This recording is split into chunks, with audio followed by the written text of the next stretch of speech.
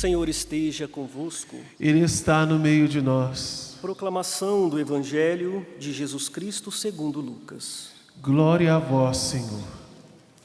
Naquele tempo, Jesus entrou num povoado e certa mulher de nome Marta recebeu em sua casa.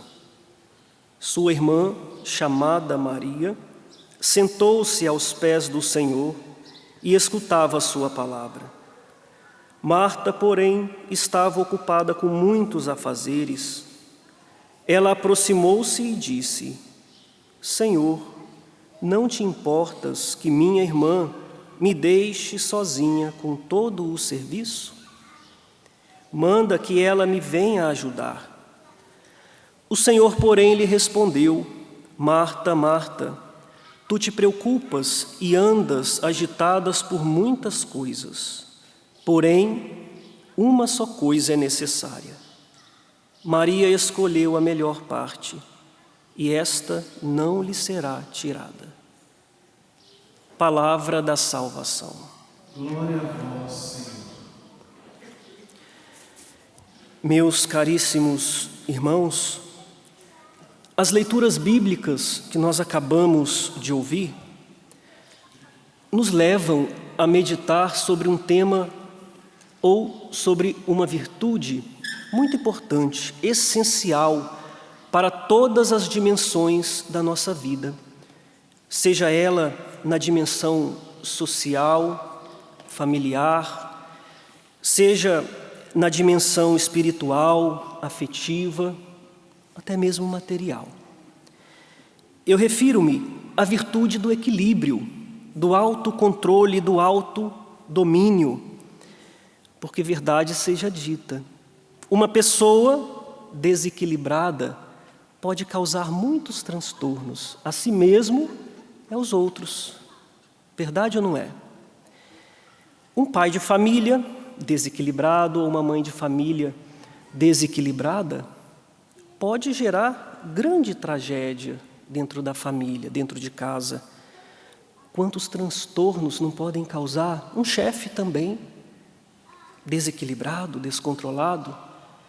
Até um padre, um missionário também pode gerar perturbações. E quando nós entramos na primeira leitura de hoje, logo nos deparamos com o apóstolo Paulo, que abre o seu coração e confessa que em algum determinado momento da sua vida, ele viveu certo desequilíbrio. Eu não estou aqui dizendo por conta própria. Paulo reconhece com todas as letras que praticou excessos. Versículo 13. Irmãos, certamente ouvistes falar como foi outrora a minha conduta no judaísmo, com excessos, ou seja, de maneira destemperada, perseguia e devastava a igreja de Deus. Certamente Paulo tinha boa intenção, mas sabemos que ele na verdade queria defender a sua fé. Ele tinha boa intenção. Porém, até mesmo os bem-intencionados, se não se colocarem sob a luz da vontade de Deus, podem agir sem nenhum discernimento, ou com pouco discernimento. Isso serve para o pai, para a mãe, para o filho, para a filha, para o esposo, para a esposa. Serve para mim, serve para você. Não basta ter boa intenção, é preciso um passo a mais, ou seja, colocar-se à luz da vontade de Deus em todas as circunstâncias, seja nas grandes, seja nas pequenas circunstâncias da vida. Na verdade, por trás de todo ato descompensado, desordenado da nossa parte, sempre tem uma paixão, sempre tem um desejo mal direcionado. Tem sempre um desejo de agir de forma emancipada de Deus, autônoma demais. Pode perceber, na maioria das vezes, quando nós agimos assim, de maneira desequilibrada, nós já estamos nos colocando no centro da situação, no centro do universo. Eu, por mim mesmo, sei o que é melhor. Eu sei o que eu devo fazer por mim mesmo e não quero saber o que os outros pensam, o que Deus pensa. Eu, por isso, vou fazer o que eu quero e como eu quero. Estou no centro. Onde está Deus? Onde está Deus? Onde Deus entra nessa história? Nós, portanto, meus irmãos, podemos chegar a uma conclusão. Tudo o que venhamos a fazer, se não estiver sob a proteção, sobre o auspício, sobre a vontade de Deus, facilmente pode se tornar um ato desequilibrado. E olha que os santos já nos ensinaram, já nos mostraram qual é o antídoto para esse grande mal que é viver emancipado de Deus, decidir sem saber qual é a vontade de Deus. São Francisco de Sales nos ensina: nada peço, nada recuso. O que Deus quer, eu quero. O que Deus quer, eu quero. Santa Teresa de Ávila também nos ajuda. Quem tem Deus, nada lhe falta. Só Deus basta. Só Deus basta. Só a vontade de Deus basta. Santo Agostinho, um pouco mais poético, também nos ajuda. Tu nos fizeste para ti e o nosso coração anda inquieto enquanto não descansar em ti. Longe da vontade de Deus não tem paz. Nós não vamos encontrar paz. São Bento, nada antepor ao amor de Cristo. Tudo deve ser feito segundo Cristo, a vontade dele. Em resumo, se Deus não existe na nossa vida, nas nossas decisões, não existe também equilíbrio, não existe ordem, não existe paz. Quando Deus não está presente, só se encontra o caos. Tudo isso, de certa forma, pode ser demonstrado aqui no Evangelho de hoje.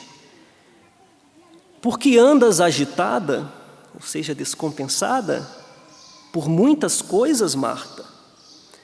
Porque andas preocupada com todos esses afazeres? Eu sei que a sua intenção é boa, mas venha até mim, achegue-se até mim, porque a minha presença é a que basta. Não é outra presença, é a minha presença.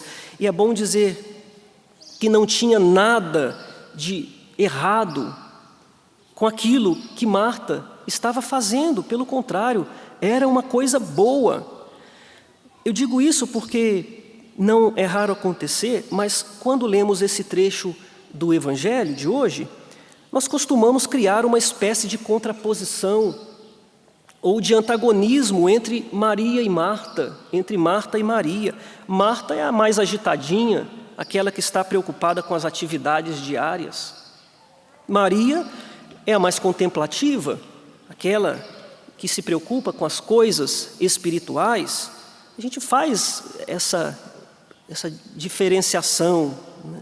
A gente até cria uma certa animosidade entre as duas. Mas lê esse trecho do Evangelho destacando apenas essa contraposição entre Marta e Maria, entre uma vida ativa e uma vida contemplativa, entre o que é espiritual e o que é material, como se a vida contemplativa fosse boa e a vida ativa não fosse tão boa assim.